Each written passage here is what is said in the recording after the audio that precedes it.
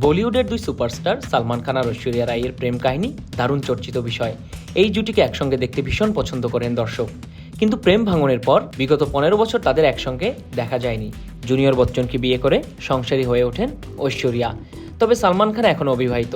এতদিন তাদের নিয়ে সেভাবে কথা না হলেও সম্প্রতি ঐশ্বরিয়া অভিষেক বচ্চনের সংসার ভাঙনের খবর সামনে আসায় আবারও আলোচনায় এসেছে সালমান ঐশ্বরিয়ার পুরনো সম্পর্ক। কারণ দর্শক এখনও চায় সালমান ঐশ্বরিয়া আবারও মিলে যাক। আর ঐশ্বরিয়ার বিয়ে বিচ্ছেদের গুঞ্জনের ফলে সেই আশা আবারও জেগেছে ভক্তদের মনে। তবে এই পুরনো সম্পর্ক আরও বেশি চর্চিত হচ্ছে সালমানের সাবেক আর এক প্রেমিকা সৌমি আলীর এক সাম্প্রতিক সাক্ষাৎকারের ফলে। ঐশ্বরিয়ার প্রেমে পড়েই নাকি সৌমিকে ছেড়ে দেন সালমান। সৌমি এও বলেছেন, হাম দিল দে চুক সানাম সিনেমার সেটে সালমান আর ঐশ্বরিয়ার একে অপরের প্রতি দুর্বল হয়ে পড়েন।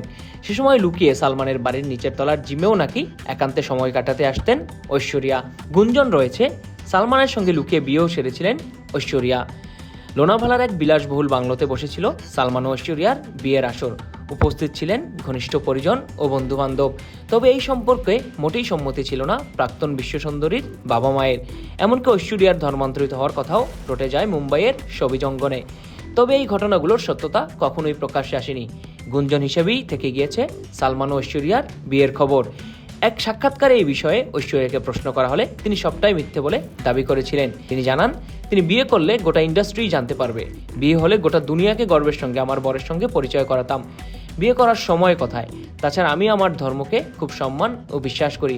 ফলে এই গুজবগুলো সত্যিই হাস্যকর। 2002 সালে সম্পর্কে ইতি টেনেছিলেন ঐশ্বরিয়া ও সালমান। তবে সেই বিচ্ছেদ নিয়েও চর্চা হয়েছিল বিস্তর। বিচ্ছেদের পর দুজনের মধ্যে প্রায় মুখ দেখা থেকেই বন্ধ হয়। এরপর আর কখনো একসঙ্গে কাজ করেননি ঐশ্বরিয়া সালমান। সালমান খানের সঙ্গে বিচ্ছেদের পর অভিষেক বচ্চনের সঙ্গে গাঁটছড়া বাঁধেন ঐশ্বরিয়া।